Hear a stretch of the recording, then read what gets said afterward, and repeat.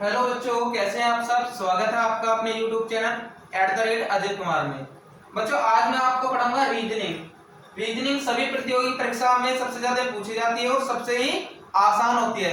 बच्चे इसे सही से पढ़ते नहीं, इस वजह से बच्चे सही से सेलेक्ट नहीं होते। तो आज हम आपको पढ़ाने जा रहे हैं रीजनिंग। रीजनिंग बेटा दो प्रकार की होती है, एक प्रकार में आपको भाषिक पढ़ेंगे और दूसरे प्रकार में आप लोग पढ़ोगे अभाषिक। यदि हम भाषिक की बात करते हैं, भाषिक होता है आपका वर्बल और अभाषिक होता है आपका नॉन वर्बल। यानी कि जिस भाषा को पढ़ने की जरूरत होती है वो भाषिक होता है, जिसे पढ़ने की जरूरत नहीं, सिर्फ देख के पता चल जाता है कि इसमें क्या हो रहा है, वो होती है अभाषिक। तो भाषिक की बात करते हैं। भाषिक के कुछ चैप्टर है, इसमें से पहला चैप्टर आपको दे रखा है सात दृश्य, यानी कि जिसमें हम लोग देखते हैं समानता, समान व्यक्ति।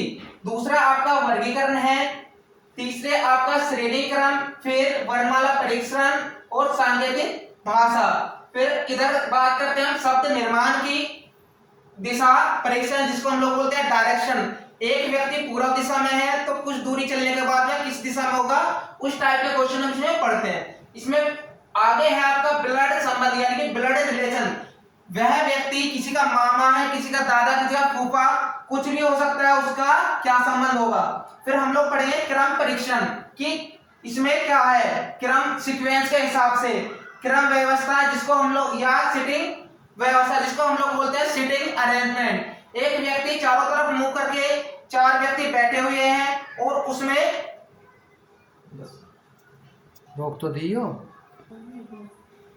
इसी में आगे हम पढ़ेंगे शब्दों का तार्किक क्रम, फिर गणितीय सहक्रिया यानी कि मैथमेटिक ऑपरेशन, अक्षर ज्ञात करना, तार्किक वेन आरेख। आगे इसमें हम पढ़ेंगे न्याय निगमन, कथन एवं निष्कर्ष, कैलेंडर पढ़ेंगे। फिर हम लोग घड़ी पढ़ेंगे कि किस समय कितना कोण बनेगा, कितने डिग्री का कोण बनेगा, क्या समय होगा, वे सब चीज हम इस घड़ी चैप्टर में पढ़ेंगे। फिर हम लोग पासा पढ़ेंगे कि पासा की कौन सी फलक पे कौन सा नंबर आएगा, ये सब चीज हम पासा में पढ़ेंगे, जिसको हम लोग इंग्लिश में बोलते हैं डाइस। इसके आगे हम पढ़ेंगे घन और घनाभ, फिर आकृति काउंट करना यानी कि फिगर काउंट करना, आकृतियों को गिनना, आव्यूह एवं संख्या सारणी, आव्यूह यानी कि मैट्रिक्स। ठीक है, आगे हम लोग पढ़ेंगे आयु संबंधित प्रश्न, यानी कि किसकी, एक व्यक्ति की एज 50 वर्ष है तो उसके बेटे की एज कुछ वर्ष बाद कितनी होगी, वे सारे क्वेश्चन, इससे संबंधित क्वेश्चन हम लोग पढ़ेंगे आयु संबंधित में। आगे हम पढ़ेंगे पहेली और इसके बाद लास्ट में हम लोग पढ़ेंगे इनपुट और आउटपुट। इस प्रकार से हम लोग क्या भाषिक जो चैप्टर है वो कंप्लीट कर लेंगे। इसके बाद फिर हम लोग आएंगे देखो आगे हम पढ़ेंगे अभाषिक यानी कि नॉन वर्बल, जिसमें हमें पढ़ने की जरूरत नहीं होती, वो हम पढ़ेंगे श्रृंखला।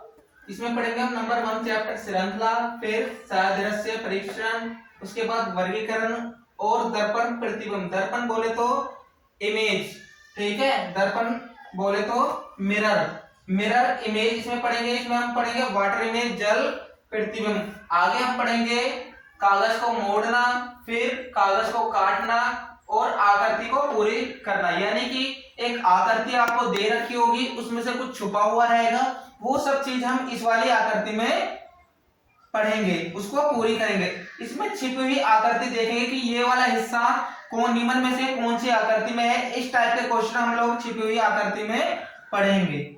इस प्रकार से और भी बहुत सारे चैप्टर हैं, जब हम पढ़ेंगे तो वहां पर ही उन चैप्टर को हम धीरे धीरे आपको समझाते रहेंगे। अभी आप